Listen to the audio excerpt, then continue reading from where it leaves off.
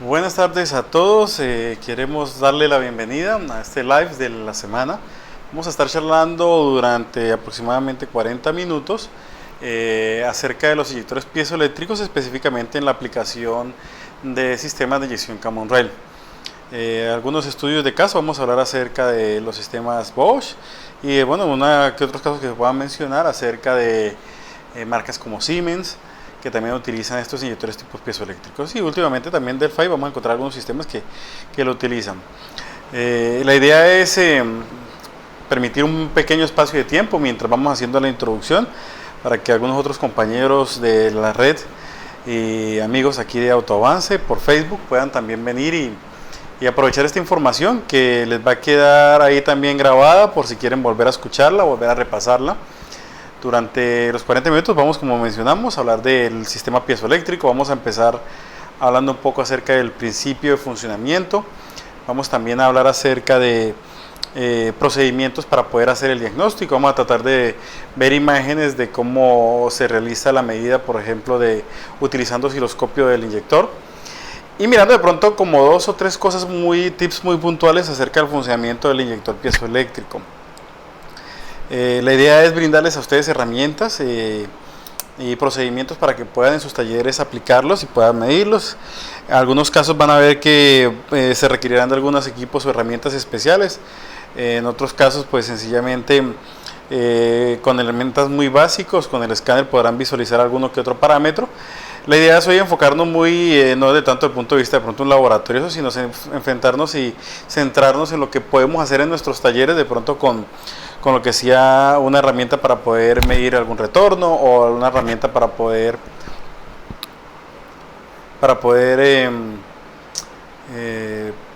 mirar con un osciloscopio, en este caso, que sería la herramienta más apropiada para poder medir el inyector desde el punto de vista eléctrico.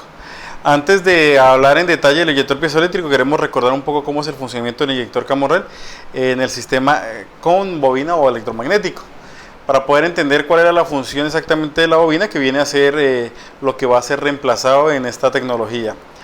En algunos casos, a modo de recuerdo, sé que algunas marcas en Colombia incursionaron con el inyector piezoeléctrico en sistemas, por ejemplo Bosch. Vi en algunos vehículos que incursionaron con sistema piezoeléctrico y después, tras estar 1 o 2 años en el mercado, ellos decidieron retornar a algunos sistemas para nuestros, estoy hablando del caso muy particular de Colombia, puede que en otros países no haya sucedido eso, retornar nuevamente a inyectores electromagnéticos. Entonces, de pronto, además de un punto de vista comercial y como alternativa también para la reparación, sabemos que en muchos dados o en la gran mayoría de los casos, algunos laboratorios aún no tienen de pronto las herramientas o los equipos y muchos repuestos no están liberados, de manera que hace difícil de pronto la intervención y el costo de este inyector es más elevado que pues el costo de un inyector electromagnético. De pronto durante el transcurso de la charla,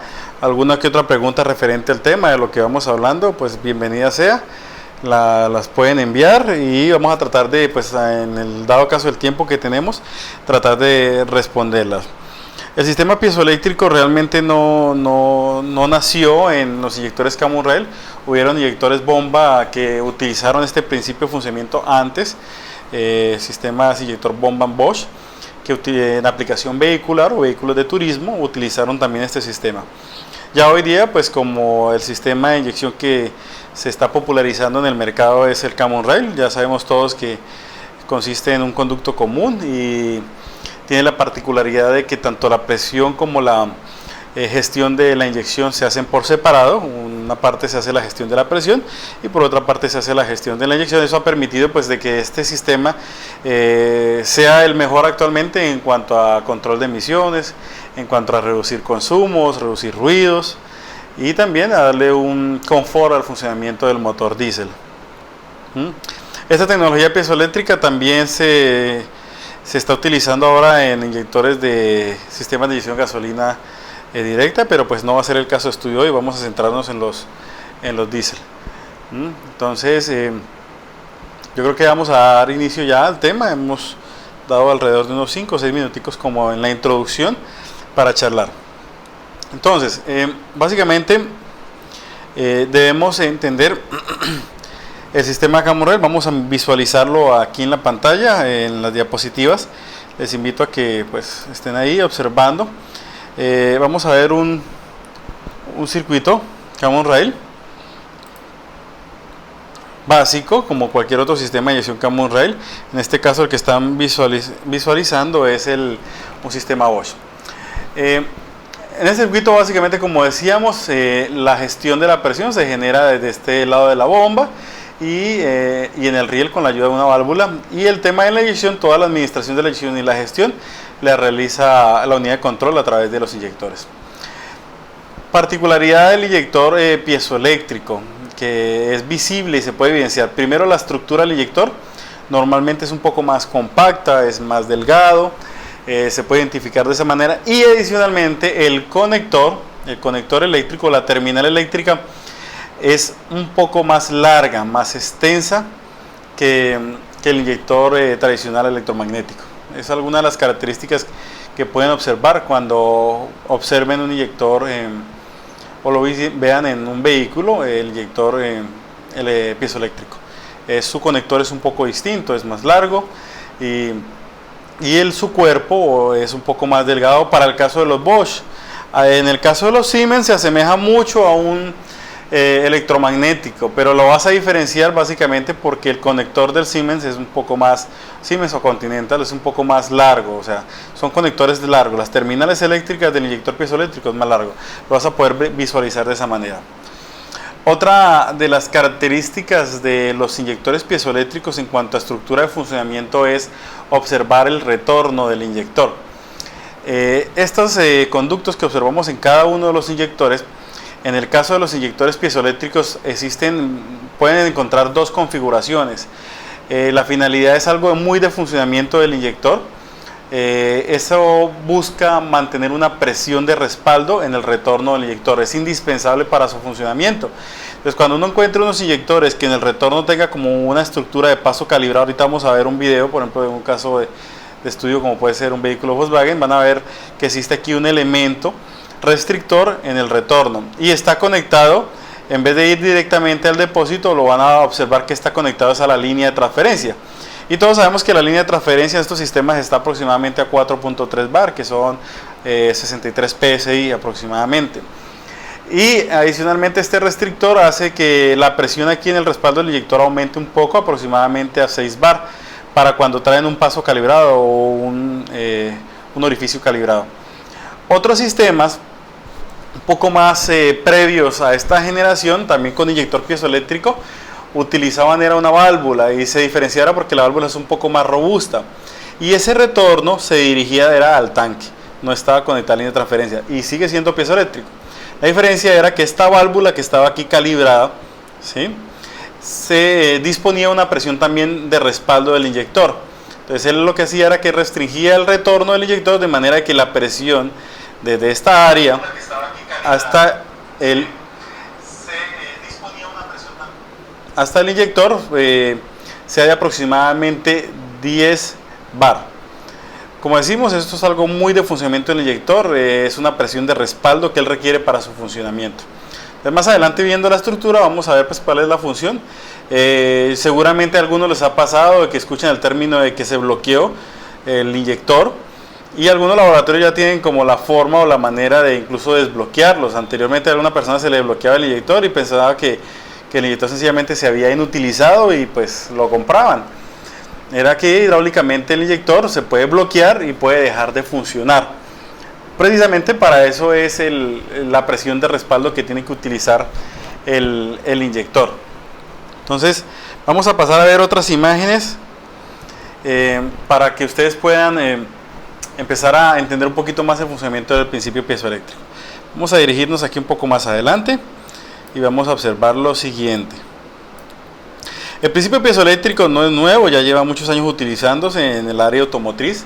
Específicamente se utiliza mucho en lo que son los sensores de presión. De hecho, el sensor de presión del riel utiliza un principio similar, piezoeléctrico o piezoresisitivo, y esta es la mejor forma de ilustrar su funcionamiento. Entonces, ¿en qué consiste el funcionamiento? Bueno, el efecto se llama piezoeléctrico. Este fenómeno consiste o nació inicialmente era con un cristal de cuarzo. Era como el material con el que se desarrolló esto. Hoy día, según lo que se ha charlado con las marcas como Bosch, o con otras marcas que representan esto, dicen que ya no es como tal solo un cuarzo, que ya es un material que tiene un tratamiento, un trabajo que sigue siendo un semiconductor especial para que pueda provocar o lograr esa función. Entonces, el principio nació con el material de cuarzo. Se dice que todavía algunos inyectores piezoeléctricos utilizan este material y hace parte de la placa con la que se hace el actuador piezoeléctrico. ¿Qué particular tiene él? El fenómeno consiste en que un cristal de cuarzo, por ejemplo, cuando cambia de tamaño o cuando se somete a una deformación, puede bien sea generar un pulso eléctrico, y si se hace de la manera inversa va a ser lo contrario. En otras palabras, si yo lo deformo me genera un pulso eléctrico, y si le aplico un pulso eléctrico él se me deforma, ¿sí? Entonces esto más o menos da a entender lo que sucede con el elemento piezoeléctrico. Esta imagen que ustedes pueden observar acá, aquí tenemos un cristal de cuarzo básicamente, y vamos a ver que la tensión es neutra, ¿no? En este momento es nula y la tensión, o sea, me refiero al voltaje, es neutro. Cuando ejercemos una fuerza sobre él y hacemos o lo deformamos, inmediatamente se nos puede generar una tensión, dependiendo del sentido de la deformación. Esa tensión o es un voltaje se genera cuando lo estamos deformando. Y si lo deformamos en sentido contrario, pues genera un pulso o un voltaje eléctrico en sentido contrario. Esto sucede de la misma manera en la inversa. Si eléctricamente yo acá pongo una fuente y le aplico energía a esto, sin necesidad de ejercerle fuerza, el elemento piezoeléctrico se va a deformar. Es el principio inverso. Y ese principio inverso es el que básicamente utilizamos para que funcione el inyector piezoeléctrico. Solo que en vez de ser solo una baquela o una pequeño cristal de cuarzo, pues son alrededor de 200 que están juntos y prácticamente forman un pequeño acumulador, ¿sí? Como si fuera una pequeña batería. Tiene como la semejanza o la forma de una batería. Entonces, recordemos el funcionamiento o la función que cumplía en el electromagnético. ¿Qué función cumple el electromagnético? ¿Cómo funciona el inyector Common Rail? Para recordar un poco eso y luego entender qué función viene a reemplazar el elemento piezoeléctrico, que eso es algo fundamental. Entonces vamos a ir a mirar una imagen inicialmente de un electromagnético para recordar un poco su funcionamiento. Incluso vamos a ver un pequeño flash que tenemos ahí para poder entender el funcionamiento. Entonces, ¿cuál era la función del inyector cuando utilizaba el sistema electromagnético o la bobina? Básicamente, el inyector funcionaba por medio de o se mantenía cerrado gracias a una igualación de presiones. La presión que viene aquí era la presión que está en el riel. O sea, si tenemos 1000 bar en el riel, va a ingresar por aquí, por a través de esta perforación, y va a ingresar aquí a esta área, que es la que está aquí ampliada. Entonces, la presión viene por acá e ingresa a esta área que se llama cámara de control. Él pasa primero por un estrangulador en la entrada y se ingresa a esta área. Esa área, por medio de un émbolo de control, se encuentra ejerciendo presión sobre la tobera o aguja de la tobera de la inyección. Esa misma presión que ingresaba a esta cámara de control se dirigía a la tobera. Entonces, como son dos presiones iguales y estaba ayudado la presión de la parte de arriba con el muelle del inyector, eso evitaba que el inyector abriera y se mantuviera cerrado. ¿Cuál era la función del sistema electromagnético, de la bobina que encontramos acá en este inyector que es electromagnético? Básicamente lo que hacía este inyector electromagnético era que al ser excitado por la unidad de control del motor o la ECU, permitía un retorno de la cámara aquí de control, y ese retorno se dirigía y permitía que la presión aquí disminuyera de una manera repentina. Algo particular, el estrangulador de entrada era de menor diámetro que el estrangulador que tenía aquí a la salida por la esfera, o media esfera, como en otros sistemas se puede llamar.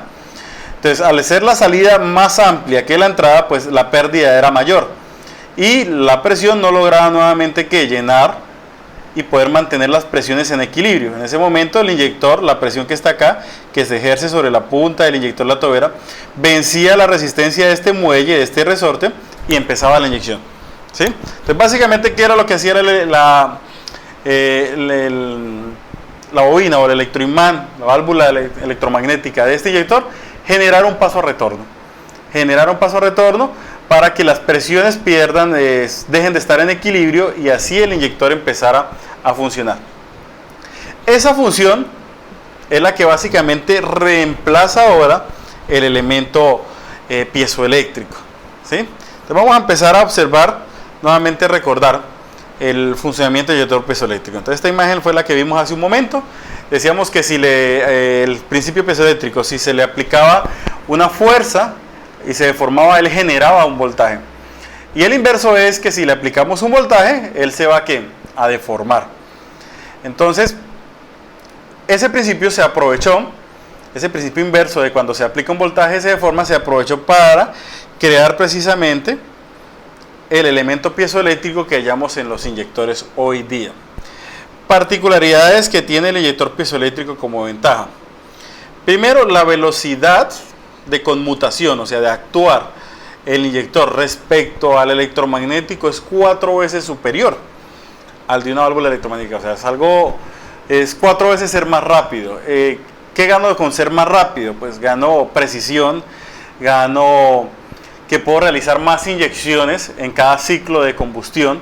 Es decir, un electromagnético normalmente estaban trabajando con 3 ciclos de inyección: una inyección previa, una inyección principal y una posinyección. Ya con un elemento piezoeléctrico podemos lograr hasta 2 inyecciones previas, una inyección principal y 2 posinyecciones para los sistemas DPF o URIA o DEF o AdBlue, como también se conoce.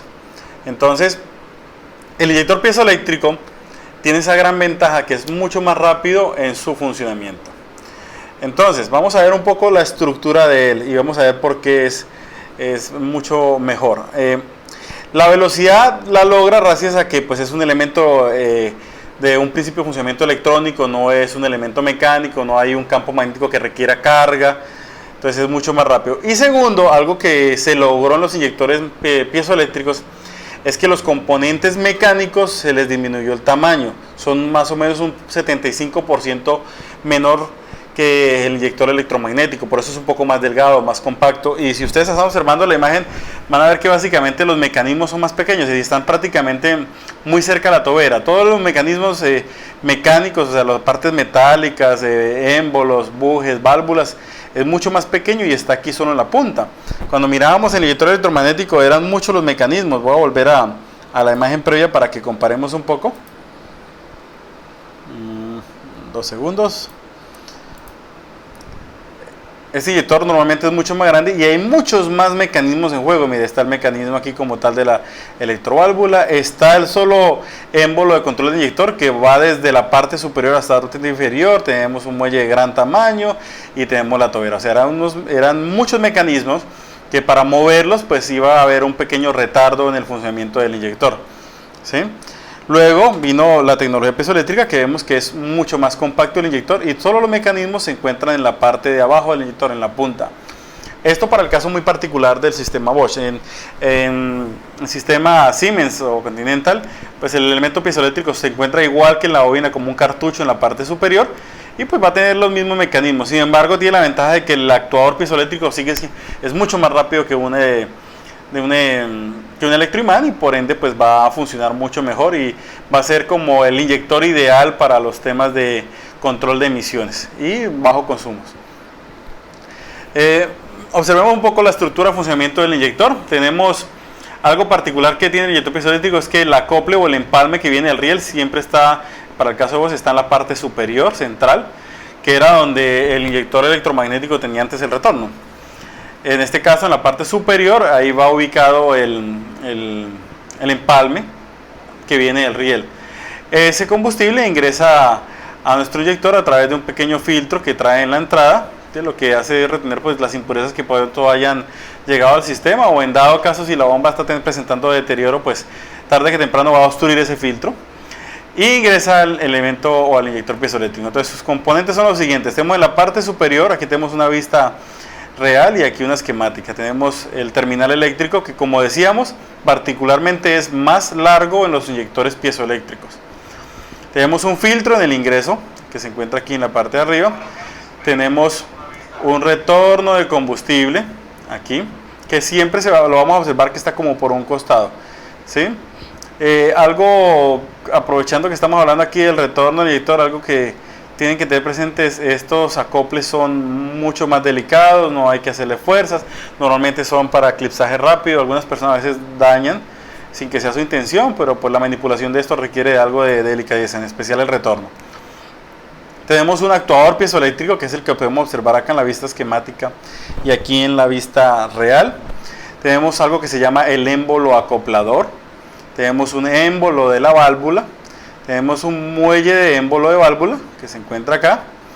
Tenemos una válvula como tal de mando. Tenemos una pequeña placa estranguladora. ¿Sí? Y tenemos un muelle de la tobera del inyector. Este muelle es el que hace que la presión aquí, y ayudado de esta fuerza del muelle, siempre se mantenga cerrada cuando las presiones se encuentran en equilibrio. El mismo principio de funcionamiento anterior, que ya lo vamos a ver descrito paso a paso. Tenemos un retén o un pequeño arosello que se debe poner en la parte inferior del inyector, que cada vez que reemplacemos el inyector, lo ideal es que siempre lo reemplacemos. Y la aguja de la tobera, y la tobera como tal su estructura. Desde el punto de vista electrónico, vamos a ver que cada inyector pues tiene sus líneas alimentadas por independiente. Ambas vienen controladas por la unidad de control del motor. Ya cuando hablemos acerca del elemento piezoeléctrico, vamos a hablar acerca de aproximadamente cuál es el voltaje de excitación, dependiendo de las dos marcas más representativas. En este caso puede ser la Bosch y la Siemens Continental. Entonces, esa es la estructura del inyector básicamente, son sus componentes, lo que estamos observando ahí en la imagen, y su conexión eléctrica. Como podemos observar, el inyector es controlado tanto por su, entre comillas se podría decir, y ya le explico por qué digo entre comillas se podría decir, su lado positivo, su lado negativo, porque realmente este inyector tiene algo muy particular en su funcionamiento, y cuando veamos las imágenes de cómo se mide vamos a entender un poco mejor. Bueno, entonces aquí tenemos y estamos observando el inyector piezoeléctrico.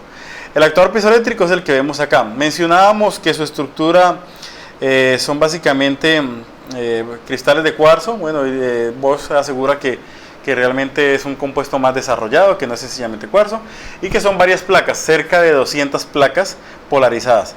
O como si tuviéramos un acumulador, una batería, placas aislantes y placas de cuarzo. Entonces lo vamos a observar ahí. Aquí una ampliación ahorita de la imagen, y vamos a ver un video que pues pueden incluso buscarlo por YouTube, está publicado en internet y lo pueden encontrar, de cómo funciona el inyector piezoeléctrico. Desde el punto de vista esquemático, como para que observemos cómo internamente funciona. Hablemos ahora sí del elemento piezoeléctrico, nuevamente, recordando su principio. Entonces, ¿qué particularidad tiene esto? Bueno, lo que mencionábamos, estas placas de cuarzo que se encuentran polarizadas reciben una excitación de la unidad de control.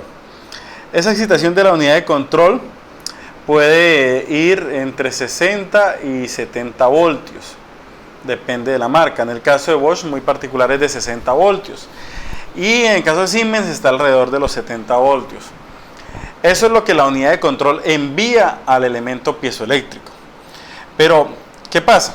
El elemento piezoeléctrico, como decíamos, tiene un principio: si lo deformo me genera un voltaje, y si le aplico un voltaje se me deforma.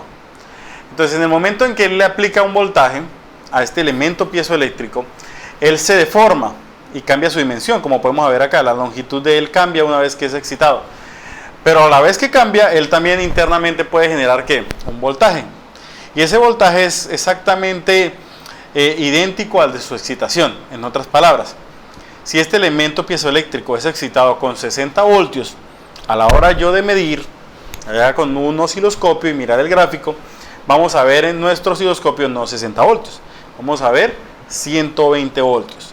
60 voltios me lo está aportando la unidad de control del motor, y los 60 otros voltios que observamos ahí, para que sumen 120, los está generando el mismo elemento piezoeléctrico. Él viene a ser como la función, casi como un capacitor, como una pequeña batería, y él acumula ese voltaje en él. Y él lo que hace, en ese caso, pues al ser excitado cambia su dimensión, su tamaño. Y eso es lo que observamos aquí. Este es su tamaño original, y al ser alimentado, él cambia su dimensión. O sea, cambia, en este caso, su anchor. Y eso pasa en cada una de las placas que se encuentran acá. Entonces estamos hablando de que alrededor de 200 placas que se encuentran aquí polarizadas, que al ser energizadas van a deformarse y van a tomar esos 60 voltios y se van a convertir en 120 voltios. En el caso de Siemens, 70 voltios, y se va a visualizar en el osciloscopio aproximadamente 140 voltios. ¿Cuánto se deforma esto aquí? Porque pues de pronto nos estamos imaginando que eso es un movimiento extremadamente grande, el que va a ser el cuerpo del actuador piezoeléctrico. Bueno, él se deforma aproximadamente 0,03 milímetros. O sea, en otras palabras, la deformación del elemento piezoeléctrico es de 3 centésimas de milímetros.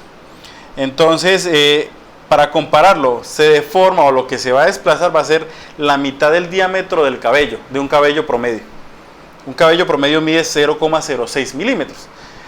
El inyector o el elemento piezoeléctrico se va a deformar 0,03 milímetros, que es la deformación suficiente para que funcione. Entonces es algo muy pequeño, es algo muy pues poco perceptible a la vista, y es el movimiento y el desplazamiento que ocurre es la elongación que va a sufrir este elemento cuando sea alimentado por la unidad de control del motor.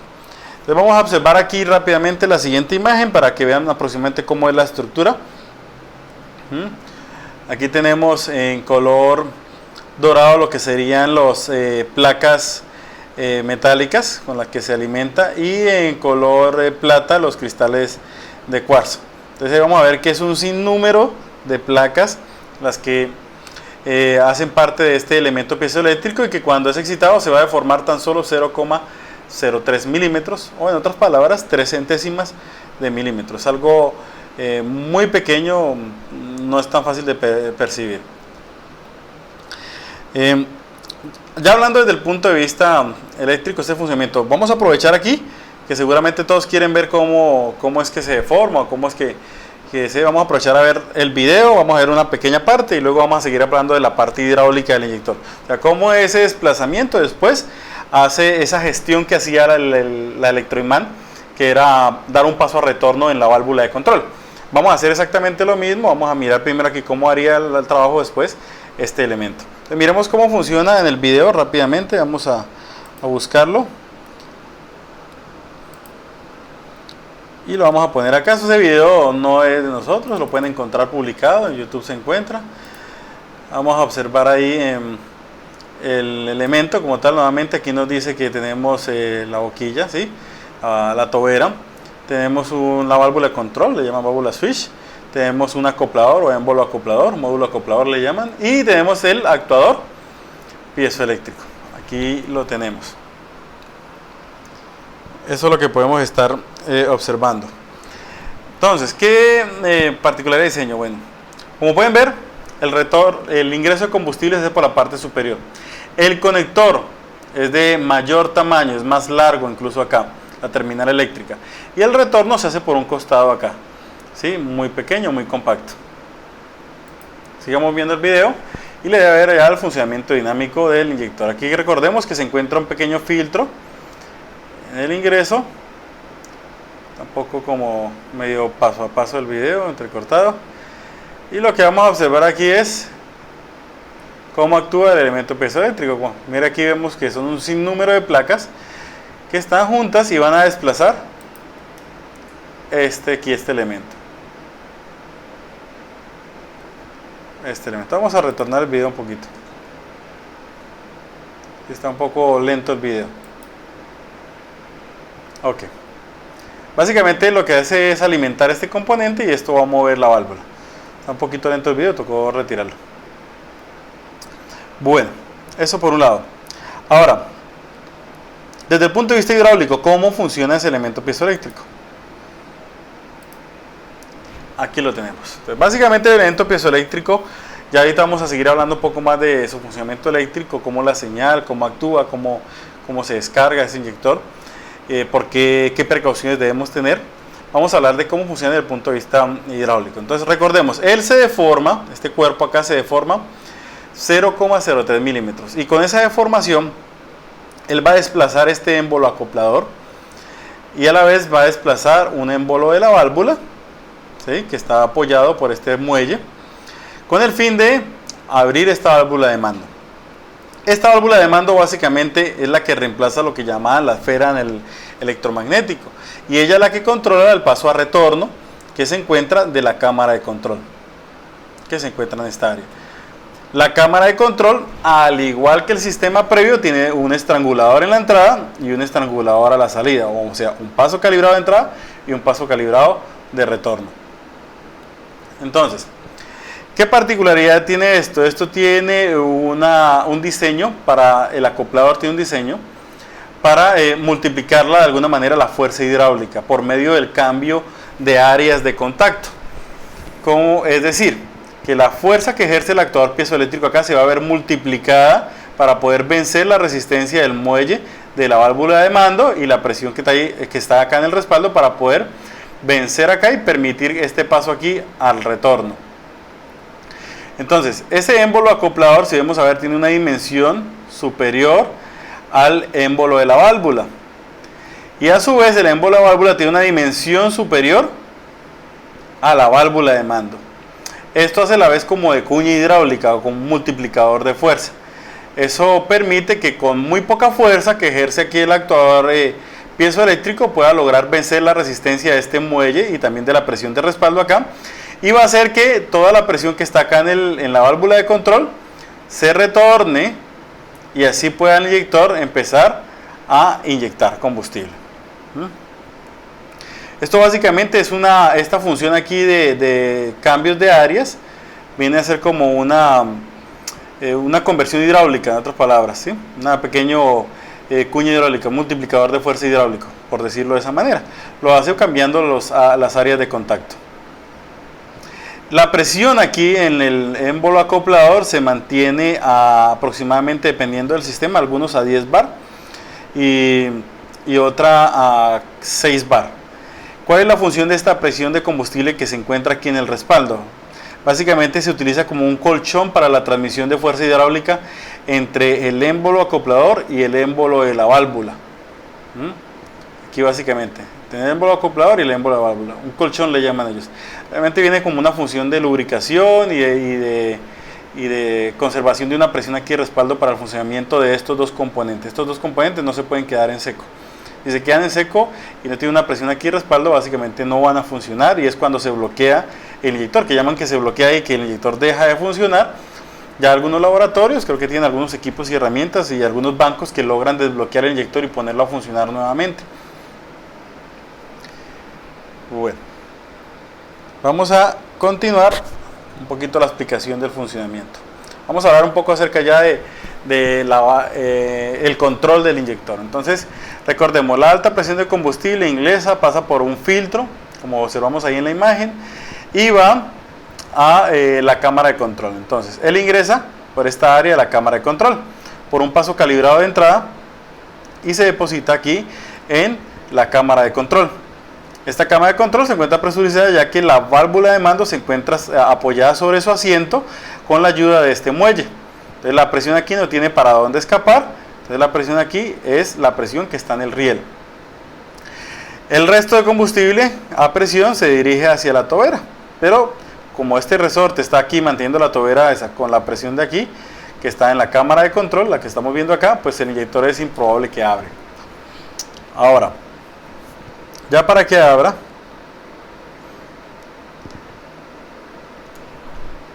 ¿qué sucede?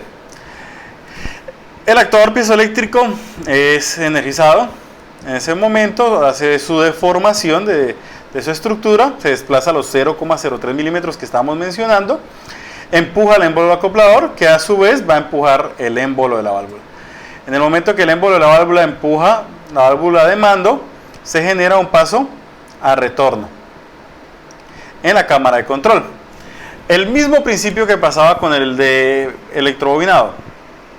La cámara de control tiene un paso calibrado, que aunque aquí no se nota, pero es la realidad, un paso calibrado de ingreso más pequeño que el de salida, de manera que la pérdida es tan alta que provoca que básicamente la presión aquí caiga de repente y la presión que se dirige al inyector pueda empezar a vencer y a desplazarse el inyector, de manera de que la inyección de inicio, aquí ya podemos observar que empieza a haber inicio de inyección.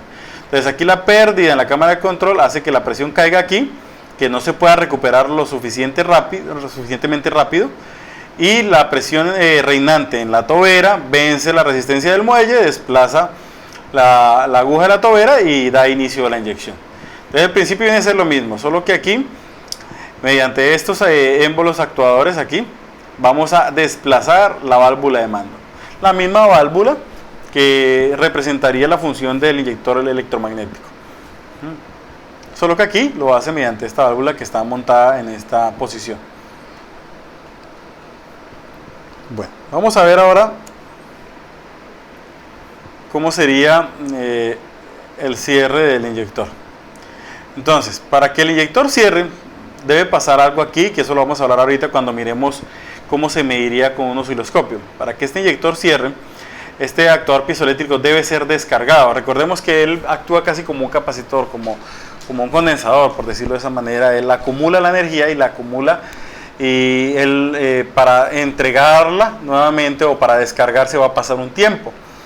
Entonces, esa es una de las razones por las cuales cuando se habla de inyector piezoeléctrico se dice no desconectar en funcionamiento, porque la unidad de control no solamente lo excita, sino que también lo descarga.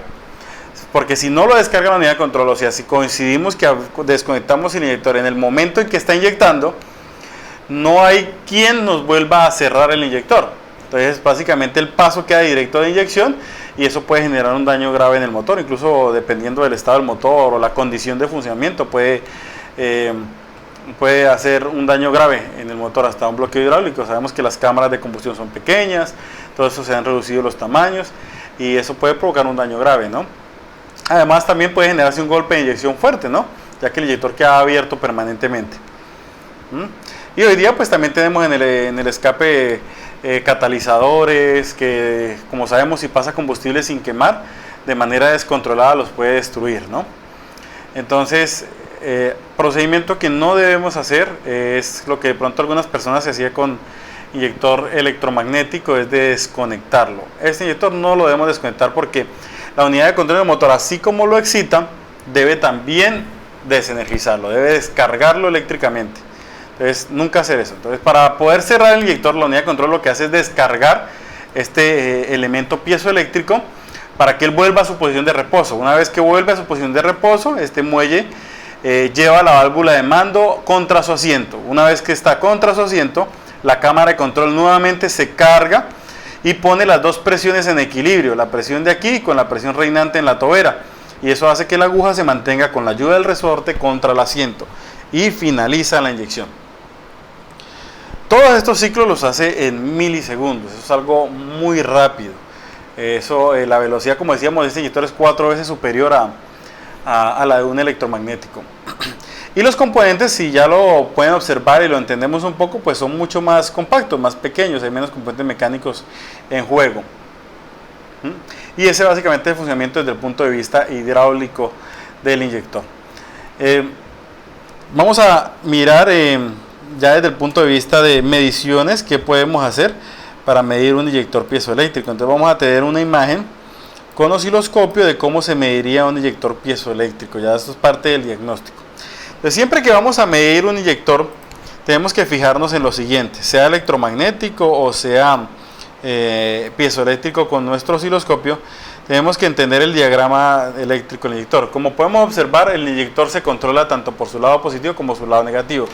Y como sabemos, en el caso de los piezoeléctricos deben ser descargados. En otras palabras, la unidad de control debe recuperar la carga eléctrica que le envió al acumulador del piezoeléctrico. Entonces, si queremos medir adecuadamente este inyector, las dos terminales de nuestro osciloscopio, de nuestro canal de osciloscopio, deben estar ubicadas en cada uno de los cables respectivamente. Entonces vamos a ver aquí un videito de lo que debería hacerse de la manera correcta. Entonces, para medir nuestro inyector,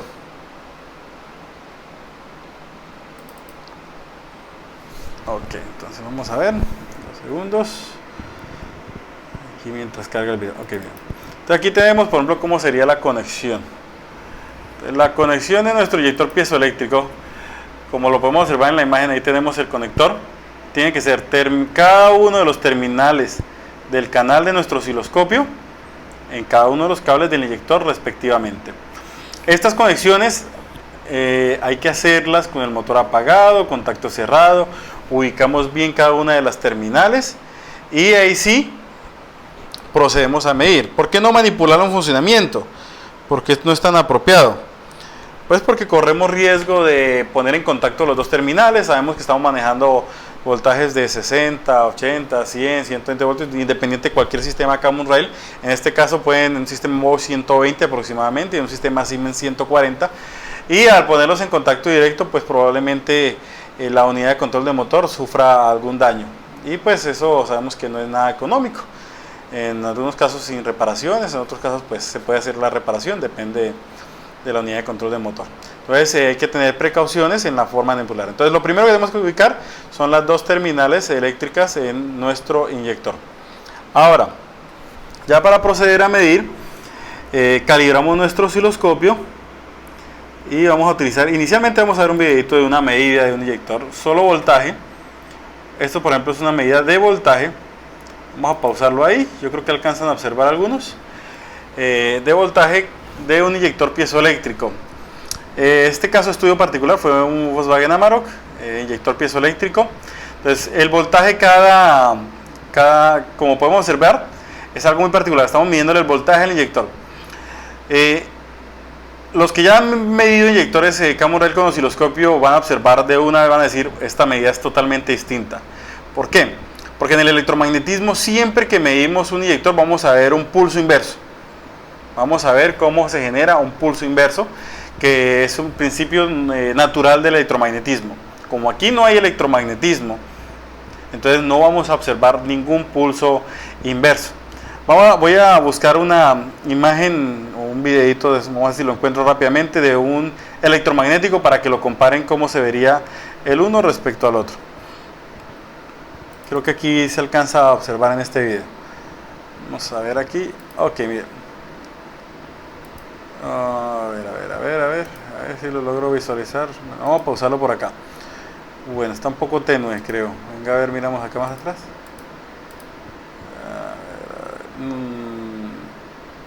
Bueno, debo tener una imagen. Rápidamente la voy a buscar. Regálenme 2 segundos. A ver si la ubico.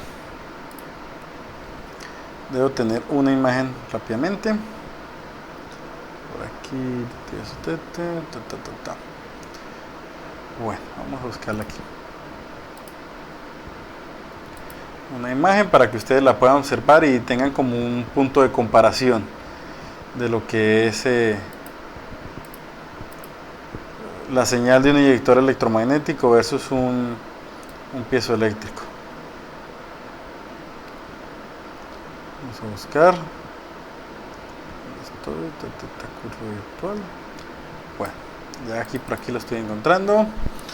A ver si encuentro mejor por aquí.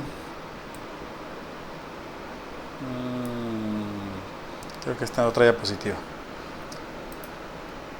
Bueno, vamos a irla buscando rápidamente. La idea es comparar, que ustedes puedan observar y puedan distinguir las diferencias, ¿no? entre un inyector piezoeléctrico y uno electromagnético. Bueno, y mientras vamos ubicando, un compañero, don Vini Benavides, pregunta cuáles son las fallas más comunes de estos inyectores. Bueno, básicamente en los inyectores piezoeléctricos o los sistemas Common Rail que está generalizado, bien sea por contaminación, por agua o por manipulación del componente como tal, lo que siempre normalmente va a fallar, vamos a verlos en la imagen, vamos a disminuir aquí esto, lo que siempre normalmente se daña, sea electromagnético o sea piezoeléctrico, es la válvula de mando. Vamos a ir a la imagen específicamente de la válvula de mando, vamos a buscarla. Esta válvula que se encuentra acá, esta área de contacto aquí, se contamina, se cavitan, ¿sí? Por efecto de agua, por efecto de contaminantes, y permite un paso constante de la presión de aquí al retorno. Y eso pues hace que la presión aquí del riel, incluso en algunos casos si hay más de un inyector fallando, que el motor no pueda encender, porque toda la presión que va en el riel se devuelve hacia el retorno. Y eso pasa exactamente igual que en el inyector electromagnético. Entonces, las fallas son idénticas, solo que el funcionamiento o el mando se haga por un actuador piezoeléctrico.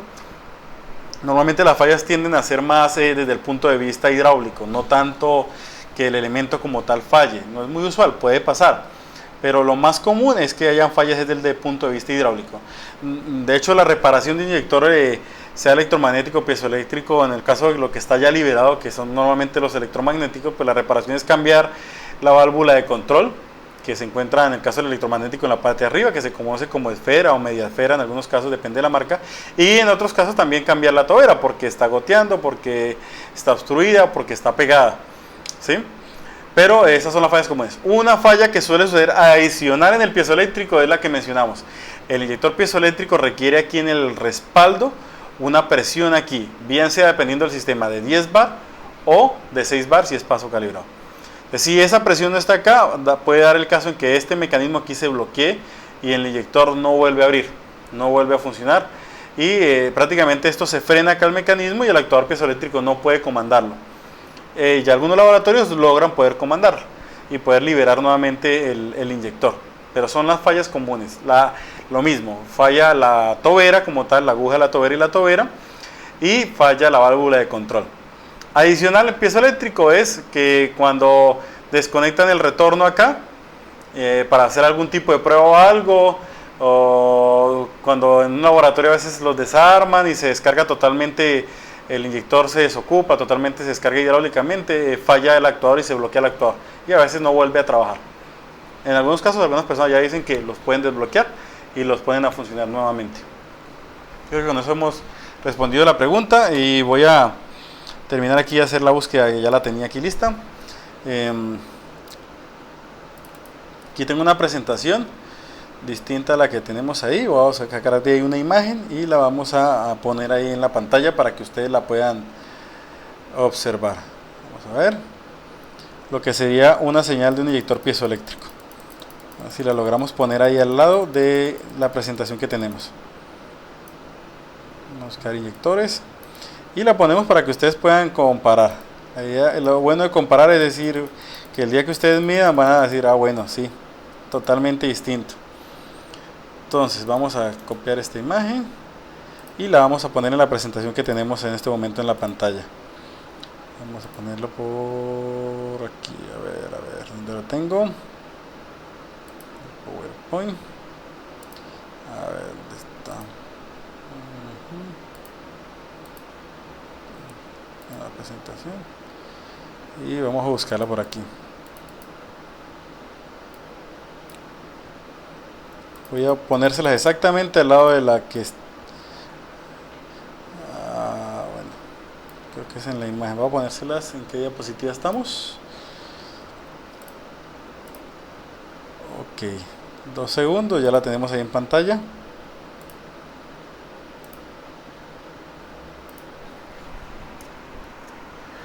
Ok, bueno, ahí la tenemos, ya la pueden observar.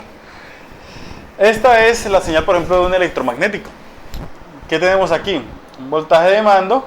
Esto es un ejemplo, ¿no? Un voltaje de mando. En este caso es un sistema Delphi, pero que trabaja a voltaje de batería. Pero así como este, existen algunos que trabajan a 80, 40, a 120 voltios y es del principio electromagnético. Entonces tenemos un voltaje de llamado, un voltaje de mantenimiento, y como es un electroimán y trabaja bajo su principio del electromagnetismo, cuando es desenergizado inmediatamente genera un pulso inverso. ¿Sí lo observan acá?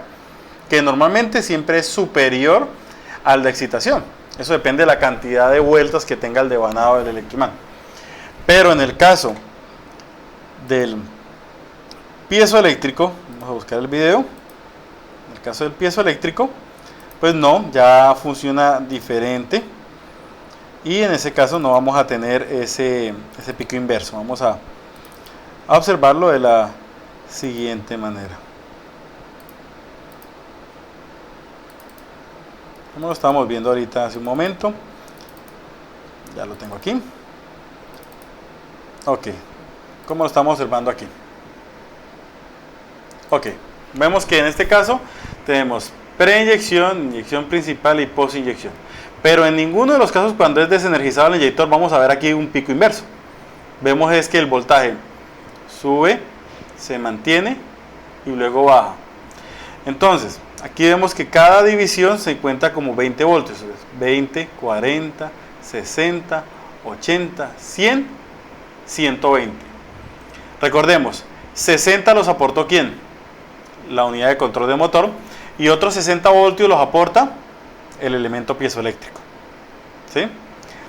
En este momento el inyector es excitado, luego mantiene abierto. Cuando la unidad de control de motor dice es hora de cerrar el inyector, o sea, ya no vamos a hacer más esta preinyección, lo que hace en ese caso es que descarga eléctricamente el inyector mediante una función interna de la unidad de control y lo cierra. En otras palabras, en el electromagnético, la unidad de control excitaba para abrir y desenergizaba para cerrar.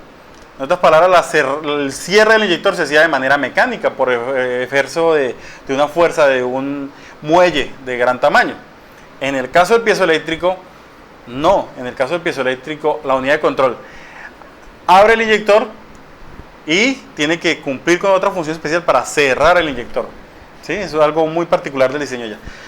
En otras palabras, descarga el inyector para que él lo pueda cerrar. Aquí tenemos preinyección, inyección principal y postinyección. Vamos a observar lo siguiente, como para completar un poco el funcionamiento y comparar, porque es interesante comparar para poder entender. Yo por aquí les agregaba algunas imágenes, a ver, y yo les tenía, ok, está acá. Aquí tengo una imagen de una medida de inyector de un osciloscopio. Y lo tienen ahora acá en la pantalla, un poquito más ampliado, mucho más cómodo. Aquí tenemos 50 voltios por división, entonces 50, 100, 120. Entonces aquí hace el llamado del inyector, lo mantiene abierto y cuando ya la unidad decide cerrar el inyector, descarga el inyector. Nuevamente, preinyección, inyección principal y postinyección. Nos están haciendo otra pregunta. Pregunta número 2 del señor Jefferson Aragón. ¿Estos inyectores son reparables? Bueno, hay personas que los desarman y los tratan de intervenir y poner a funcionar. Hasta el momento tengo entendido que no hay liberado reparación, no hay componentes o piezas de pronto directamente, por ejemplo en el caso de Bosch, que la Bosch lo suministre. Y hay muchos componentes que no son reparados y la delicadeza del funcionamiento y la presión de este inyector de estos es muy alta. Entonces algunas personas los desarman y las tratan de intervenir y consiguen de pronto partes alternativas, pero normalmente lo ideal es cambiar. Además, recordemos que estos inyectores tienen una calibración especial y muchos equipos no pueden, que no sean original Bosch, no pueden llevar a características de fábrica del inyector, no lo pueden calibrar, lo que llamamos como el código IMA. Tenemos otra pregunta del señor Varela. Dice, ¿qué es el código IMA? Bueno, acabamos de mencionarlo. ¿Y qué equipo se debe usar para esa programación? Bueno, del código IMA íbamos a hablar un poco más adelante. El código IMA es ajuste de la gestión del inyector, son siglas en inglés. Básicamente el código IMA o el código de datos de corrección de inyección tiene registrado las imperfecciones del inyector. Como sabemos, todos los inyectores salen de una misma línea de fábrica. Vamos a poner una imagen acá en la pantalla y luego vamos a volver a esta imagen para seguir hablando un poco de esto. Por ejemplo, estamos hablando del código IMA, que se encuentra registrado en la parte superior del inyector. Por ejemplo, es un inyector piezoeléctrico, vemos la estructura de él. Ese código IMA básicamente nos está hablando de los defectos del inyector. Aunque todos los inyectores salen de una misma línea de fabricación, nunca todos van a entregar lo mismo. Algunos pueden demorarse más en abrir, otros van a entregar más de un rango nominal. En otras palabras, el fabricante tiene un rango nominal o establecido, un estándar. Y puede que algunos inyectores y tenga un admisible máximo y un admisible mínimo, ¿sí? Una desviación positiva o una desviación negativa del funcionamiento de este inyector en todas las condiciones de funcionamiento, de las presiones. Entonces, básicamente, en ese código está registrado cuál es la imperfección de ese inyector, cuál es la desviación del nominal que él busca, del estándar. Entonces, ¿qué es lo que hace con ese código? Le está diciendo a la unidad de control de motor, por ejemplo, este inyector entrega menos. Entonces, este inyector, para que entregue lo que debe entregar en esta condición específica de funcionamiento, usted manténgalo un poco más de tiempo abierto. Cuando hablamos un poco más de tiempo, estamos hablando de milisegundos, ¿no? Entonces, básicamente ese código le está diciendo a la unidad de control las imperfecciones del funcionamiento de ese inyector en cada una de las condiciones operativas. Entonces, ¿por qué es importante registrarlo? Precisamente por eso, porque con eso se busca que la entrega de combustible sea lo más idéntica en cada uno de los cilindros. Con eso se reducen emisiones, con eso el ruido del motor es mucho más, el equilibrio del motor es más estable. Entonces es algo que se debe hacer. ¿Con qué equipo se puede hacer? Bueno, si tú trabajas con un equipo original de fábrica, pues perfecto, lo puedes programar con un equipo original de fabricante. En el caso, por ejemplo, del grupo Volkswagen tenemos VAS-PC, que era la generación anterior, o ODIS, que es el sistema nuevo. Sea la marca que sea, pues con el equipo original siempre vas a tener la opción. Sin embargo, también hay equipos alternativos genéricos o lo que llamamos multimarcas, que pueden perfectamente hacerte una programación, sin ánimo de dar propaganda. Tanto un Launch puede hacerte programación, un G-Scan, el mexicano como el CJ4, o sea, existen muchos equipos que pueden hacer programación, depende de la capacidad de cada equipo. Entonces, eso lo podemos, las funciones, algunos los tendrán soportadas, otros no. Igual la única forma de saberlo es que en el momento que se te presente el problema, pues tener la oportunidad de hacer la programación del inyector y ver si tu equipo tiene la capacidad, que esté actualizado, ¿no? Y seguramente si un equipo que se encuentra actualizado, posiblemente tenga la función y la soporte. Por ejemplo, a modo de ejemplo, hay un videito que lo podemos observar acerca de la programación del inyector, que por ejemplo aquí es un ejemplo de una programación con G-Scan. G-Scan puede perfectamente hacerte la programación del inyector. Vamos a avanzar acá, ahí está hablando del código que se encuentra listado. Esto es un electromagnético, pero pues sería exactamente el mismo proceso para hacerlo con un piezoeléctrico, seleccionar el vehículo, el modelo, exactamente ubicar el vehículo que estamos buscando, el sistema de control que estamos buscando, que en este caso es motor. Y luego aquí vamos a buscar funciones especiales, siempre lo vamos a encontrar por funciones especiales. Ahí vamos a entrar, vamos a encontrar la función de factores de corrección del inyector. A veces no lo encontramos como IMA, sino como factor de corrección del inyector, un nombre un poco más estándar. Ahí uno selecciona la función y pues va leyendo exactamente lo que le va pidiendo que haga. Luego te hace visualizar los códigos actuales y te permite hacer la escritura con cada una de las teclas de función.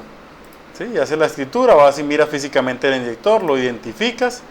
Vamos a pasar rápidamente y ingresas acá los dígitos del inyector. Algo particular que pueden observar cuando miramos la diapositiva del inyector piezoeléctrico, en las últimas generaciones incluso pueden haber letras minúsculas y a veces se confunden con números. Entonces hay algo particular, hay que mirar eso en la última generación de Bosch y en inyectores piezoeléctricos. ¿Qué más podemos hablar aquí? Vamos a pasar aquí y vamos a ver nuevamente las diapositivas. Vamos a retomar un poco. Entonces, vamos a ver esta imagen nuevamente. Entonces, en este caso, algo particular a que nos explique y nos deja más claro que el inyector lo abre la unidad de control y también lo tiene que descargar la unidad de control, es la corriente. La corriente de funcionamiento de inyector piezoeléctrico está alrededor de 7 amperios, 5 amperios, es algo muy bajo, es una corriente muy baja. El voltaje sí tiende a ser alto, la corriente tiende a ser baja. Este gráfico que estamos observando acá abajo se hizo con una pinza adaptada al osciloscopio, y esta pinza pues nos permite observar la corriente de actuación del inyector. Entonces aquí tenemos, probablemente sea 10, la escala está en 10 voltios por división, que equivaldrían a 10 amperios. Aquí tenemos aproximadamente 6, 7 amperios de mando, y la corriente en este caso fluye en un sentido cuando es, en este caso, excitado o energizado el elemento piezoeléctrico. La corriente va a fluir en este sentido. Luego lo mantiene abierto y aquí lo va a cerrar. Entonces cuando lo va a cerrar, lo que decíamos, la unidad de control descarga el inyector. Entonces vamos a ver un pulso en sentido inverso. Entonces no es que esté inverso, sino que sencillamente la corriente fluye en el otro sentido y se descarga. En otras palabras, se devuelve hacia la unidad de control para obligar al inyector a cerrar. De la forma correcta de diagnosticar este inyector es midiéndolo con un osciloscopio, y lo que debemos observar es una imagen muy idéntica a esta. Recordemos la del video que teníamos hace un momento. Es prácticamente esta, solo que un poco más compacta. Si yo quiero verla más ancho, pues tengo que cambiar el tiempo del osciloscopio. Desde el punto de vista hidráulico, por ejemplo, en los electromagnéticos era muy común medir el retorno del inyector. Pero si observamos, los retornos de los inyectores piezoeléctricos tienen que estar sometidos a presión. Entonces, hay un riesgo En cuanto se hace la prueba de retorno, como se hacía con los electromagnéticos, si los haces sencillamente con unas probetas al estilo antiguo. Vamos a mirar esta imagen acá, por ejemplo. Anteriormente uno sacaba aquí unas probetas y medía la presión, medía el flujo de retorno, y si un inyector estaba retornando mucho, pues rápidamente se llenaba el depósito. Entonces, ¿qué pasaba? Eso provocaba, pues precisamente, pues permitía que uno observara si un inyector estaba mal o no el retorno en el vehículo. Pero el inyector piezoeléctrico requiere de presión de respaldo. Entonces, para poder probar el inyector piezoeléctrico, pues hasta hace poco conocí una herramienta, y por aquí tengo una imagen de referencia, que es la que están observando ustedes, que básicamente lo que hace es con un sistema aquí, conectado al retorno, le permite a uno modular la presión del inyector en el respaldo para poder poner a funcionar un inyector y medirle y controlar la presión en el retorno. Pero esa herramienta va conectada a esta que estamos observando acá. Y esta que estamos observando acá, lo que tiene ubicado en esto, aparte de ser una probeta para que funcione con los inyectores de bobina, son unos elementos como unas pequeñas balas o esferas que permiten calcular el flujo. Entonces lo que hace esto es que le permite a uno controlar la cantidad de flujo que está ocurriendo en el momento en el retorno. Entonces y a la vez permite que esto esté sometido a la presión de funcionamiento. Entonces esos elementos aquí, por ejemplo, en caso que un inyector también esté retornando demasiado piezoeléctrico, va a hacer que este elemento de flujo se desplace al máximo, lo que indicará que está retornando más de lo que debe retornar. Y respeta la función que mantiene presurizado el respaldo del inyector.